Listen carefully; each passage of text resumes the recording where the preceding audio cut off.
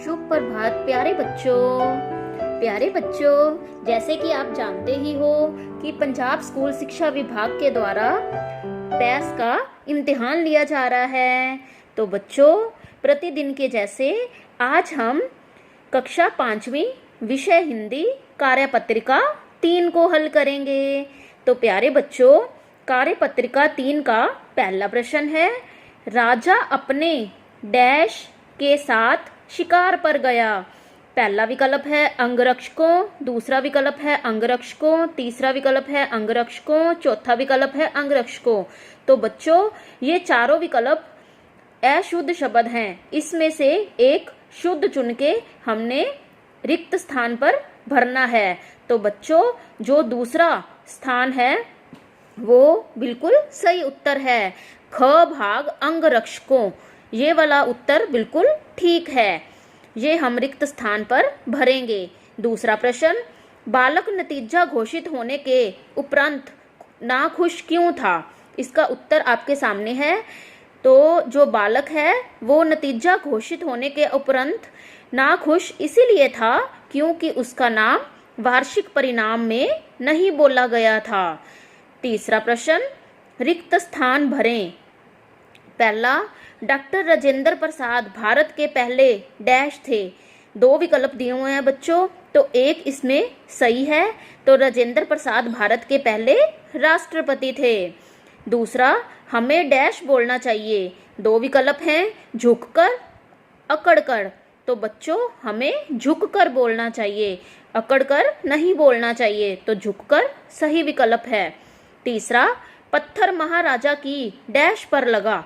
पहला विकल्प कान, दूसरा विकल्प कनपटी। तो बच्चों, पत्थर जो है वो महाराजा की कनपटी पर लगा। दूसरा विकल्प ठीक है। चौथा, हमें हमेशा डैश करनी चाहिए। पहला विकल्प भलाई, दूसरा विकल्प बुराई। तो बच्चों, हमें हमेशा भलाई करनी चाहिए, दूसरों का भला ही सोचना चाहिए। चौथा प्रश्न, गुरुजी किस विषय की कापियां जांच रहे थे?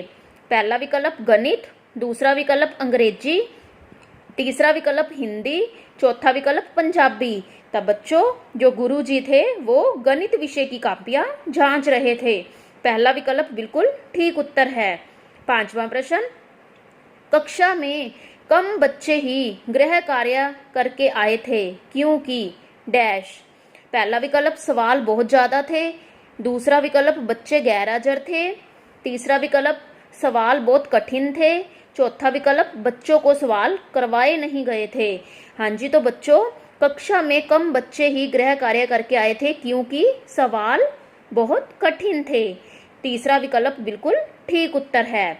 छठा प्रश्न, मास्टर जी गोपाल पर प्रसन्न थे क्योंकि डैश। पहला विकल्प वह होशियार था, दूसरा विकल्प उसके सभी सवाल ठीक थे, तीसरा विकल्प वह ताकतवर था, चौथा विकल्प वह हमेशा अव्वल आता था। तो बच्चों, मास्टर जी गोपाल पर इसीलिए प्रसन्न थे क्योंकि उसके सभी सवाल ठीक थे। दूसरा विकल्प बिल्कुल ठीक उत्तर है।